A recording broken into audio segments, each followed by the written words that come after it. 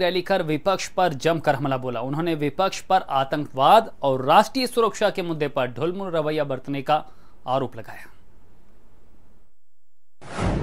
अमरोहा से पीएम मोदी ने भरी हुंकार, अखिलेश का पीएम पर पलटवार, पश्चिम में मचा सियासी घमासान, कुर्सी की हुकूमत के लिए नया राग। 2019 की सियासी रण में प्रधानमंत्री नरेंद्र मोदी ने अमरोहा से पश्चिमी उत्तर प्रदेश के चुनाव में नए राजनीतिक राग की परिभाषा गढ़ दी। 2019 का चुनाव भ्रष्टाचार बनाम चौकीदार चल रहा था और बतौर प्रधानमंत्री देश का चौकीदार चौकन्ना है, ये नारे में भी था। लेकिन चौकीदार के चौकन्ना रहने की बात उत्तर प्रदेश के गन्ना बेल्ट में भटकती दिख गई। नौजवान, किसान, रोजगार, भ्रष्टाचार जैसे मुद्दे पर शुरू हुई 2019 की सियासी लड़ाई अब फिर से मंदिर मस्जिद तक लौटती दिख रही है। पीएम मोदी ने विपक्ष पर निशाना साधते हुए कह दिया, एक दौर ऐसा भी था कि मंदिरों में बम धमाके हुआ करते थे, हमने उसे रोका है क्योंकि धमाके तो कांग्रेस सरकार में होते थे। उत्तर प्रदेश में सपा की सरकार थी, बसपा की सरकार थी, दिल्ली में कांग्रेस की सरकार थी, तब क्या होता था? कभी लखनऊ में बम फूटते थे, धमाके होते थे, कभी रामलला की जन्मभूमि अयोध्या में धमाके होते थे, कभी भगवान भोलेनाथ की नगरी काशी को दहला दिया जाता था।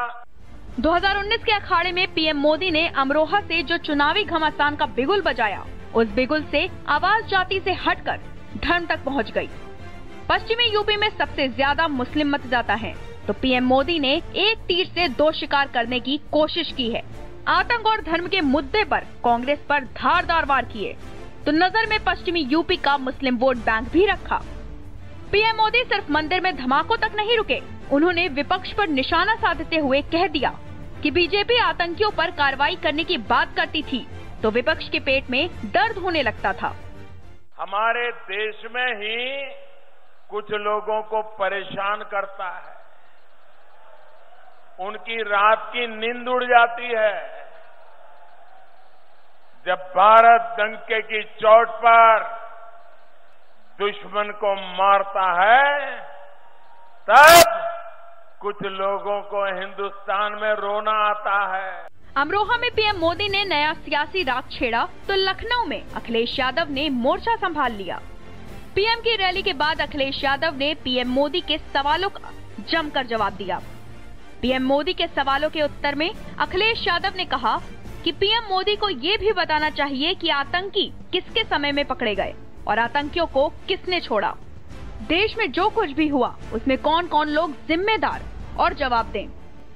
आखिरकार हवाई जहाज में बैठा करके उसको कौन छोड़ने का काम किया था, और सरकार जब इतना कुछ जानती है तो ये भी बता दे कि उस आतंकवादी को किसने पकड़ा था, और जब पकड़ा गया था तो उस आतंकवादी को पकड़ने में किसकी जान गई थी।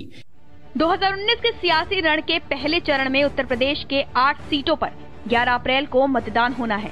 पहले चरण के चुनाव में अपनी पार्टी को वोट मिले, इसके लिए सियासतदान अब मैदान में हर मुद्दा लेकर उतर गए हैं जो उन्हें राजनीतिक तौर पर फायदा देते हैं। बहरहाल 2019 के सियासी घमासान का आगाज है, अभी तो बहुत कुछ आना बाकी है। ब्यूरो रिपोर्ट, भारत समाचार। इधर